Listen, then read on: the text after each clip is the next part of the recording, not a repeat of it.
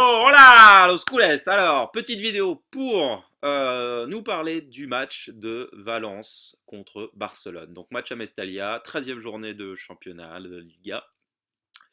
Euh, composition d'équipe. Nous sommes toujours sur ça va être plus un 4-4-2 cette fois-ci, puisqu'on va étoffer le milieu de terrain avec Paulinho et Rakitic, enfin, parce qu'il a décidé Valverde que Paulinho, quand même, c'était quelque chose d'un. C'est intéressant. Finalement, ça vient progressivement. Busquets toujours, Iniesta dans le milieu, bon, qui essaye de monter de temps en temps, mais justement c'est pour ça que je dis 4-4-2 parce que malheureusement il s'est pas porté vers l'avant, donc Iniesta c'était plus dans le 4 au milieu. Suarez devant, Suarez, mon Dieu, Suarez encore un match, le match encore le plus pourri que j'ai vu de Suarez et avec une action qui le caractérise à la fin du match d'ailleurs. Oh, j'ai l'impression que chaque beuge, alors chaque jambe, hein, pesait à peu près 30 kilos chacune. C'était d'une tristesse, mon Dieu. Je pense qu'il est passé. C'est comme les mecs qui font une ascension là, ils sont en haut de la montagne. C'est le top du top. Hein, il était au top du top, le mec. Il est au sommet et puis maintenant il est passé de l'autre côté, de l'autre flanc de la montagne. Et ça va être une longue, longue, longue descente. Alors le mec, ouais, il a que 30 ans, mais c'est le physique, quoi. Il a un physique qui fait que s'il s'entraîne pas sérieusement, le mec va être gros, va être lourd, va être pâteau. Donc le mec, il doit être au top, quoi. Et dès qu'il est pas au top, bon, bah, sa technique, elle sera toujours là, mais il sera toujours court. Dès qu'il n'y a pas le physique, eh ben, c'est des joueurs, c'est fini derrière. Il y a plus rien, tu vois. Maradona aussi a une technique, il peut tirer un coup franc, marquer un but, hein, il avance plus, maintenant ça va, quoi. Bah là, c'est la même histoire. Donc, bon, bah, dès que t'as pas le physique, c'est un peu triste.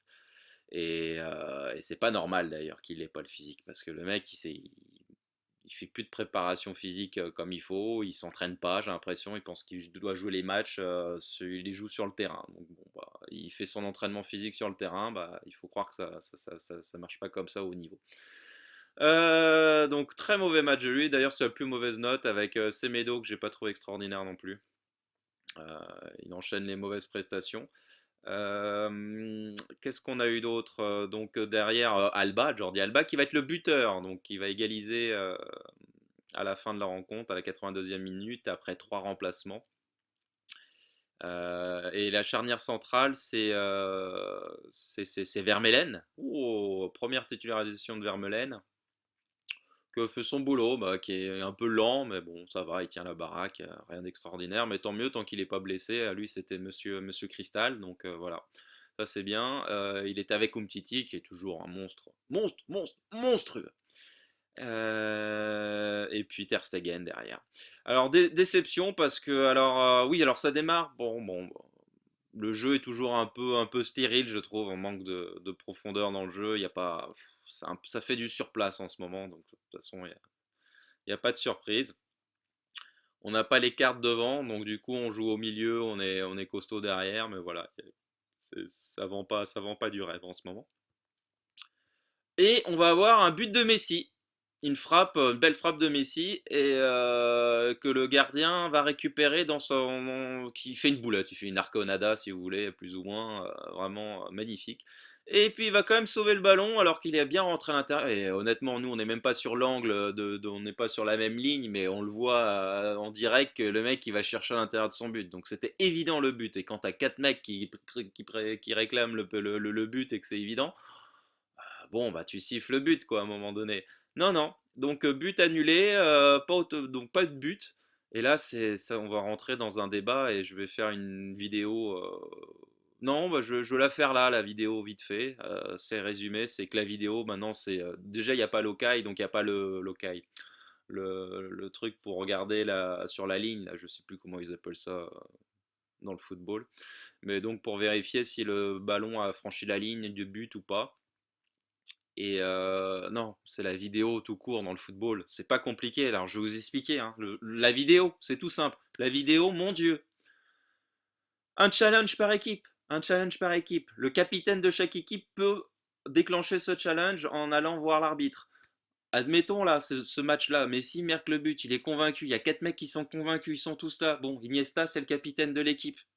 Bon, bah, il voit ça, il fait oui, bon, vous êtes sûr? Bon, bah, je demande le challenge. Challenge vidéo. vérification, but, sifflet, ça prend 30 secondes. Au lieu de perdre 30 secondes de façon à aller voir l'arbitre pour lui réclamer un penalty ou un but, ça revient au même. Donc c'est fait. Là au moins, tu sais qu'il y a but en l'occurrence, et tu remportes ton challenge. Donc tu conserves ton challenge. Tu fais un challenge par mi-temps, tu peux faire un challenge par match au début si tu veux, mais après, ou un challenge par mi-temps, c'est déjà pas mal. Et donc voilà. Donc, et si tu perds ton challenge, et bah tant pis, tu n'auras plus le droit de revenir dessus et t'as bouffé ton crédit. Et tu fais un challenge autorisé, un nombre illimité de challenges pour l'arbitre. C'est-à-dire dès que lui il pense avoir un doute, s'il est sûr, bon il n'y a pas de souci, mais s'il a vraiment un doute et puis qu'il y a un but et que les mecs ils n'ont pas de challenge, ils ont épuisé leur challenge, etc., bah voilà, il se protège, il fait un challenge, c'est la même chose quoi. Donc voilà, tu laisses le jeu tout le temps se faire, hors jeu, truc. Et ceux qui me racontent, ah oui, mais attends, après, à quel moment il faut revenir dans l'action et tout ça, rien, c'est une phase arrêtée. Dès que c'est fini, tu passes à une autre phase de jeu. Donc tu vas pas demander de savoir s'il y a eu hors jeu ou la balle était sortie de trois actions avant et qui ont engendré après peut-être cette action. À un moment donné, c'est simple, on donne au bout de 30 secondes de jeu, on estime que bah, c'est une nouvelle action de toute façon, parce que un adversaire, il aurait pu faire autre chose. Après, c'est la faute des adversaires s'ils sont pas capables d'annuler leur action ou qui entraîne ce but. Parce que ça va, au moins t'as une possibilité, t'as au moins quoi? T'as une dizaine de possibilités de créer une nouvelle action, donc, ou de stopper une action. Donc ça va, même si tu as fait une erreur ultérieurement et que c'est toujours dans une phase de jeu, on estime que bon bah voilà, à un moment donné, ça aurait pu être réglé par l'équipe elle-même et pas et pas d'encaisser ce but ou voilà. Mais si tu reviens, oui, sur les 30 dernières secondes, évidemment, la vidéo, c'est comme ça qu'il faut l'utiliser et pas autrement. Donc ces gens-là qui la critiquent, c'est tellement absurde aussi. C'est des gens, je pense qu'ils ont envie de polémiquer. C'est-à-dire, au lieu de parler de football, de ce qui se passe vraiment pas bien dans leur équipe ou dans le football, ils préfèrent parler des heures et des heures de fautes d'arbitrage. Parce que c'est des trucs qui sont à la surface, tu vois. Tu rentres pas au fond des problèmes, au cœur des problèmes. Tout le monde peut en parler. C'est le mec du bar, il va dire «Ouais, t'as arbitré!» Voilà, donc c'est bidon. Et ça fait des papiers, les gens aiment bien, je sais pas, ça, mais à partir d'un moment, quand ça engendre autant de pognon, tu fais un truc réglo, c'est plus possible, tu peux pas, c'est plus possible. Donc la vidéo, on en a marre, on la veut, ça chaque semaine, chaque 2 semaines, c'est toujours la même chose. On veut la vidéo, point barre, fini quoi. C'est facile à l'utiliser, putain, foutez-la quoi.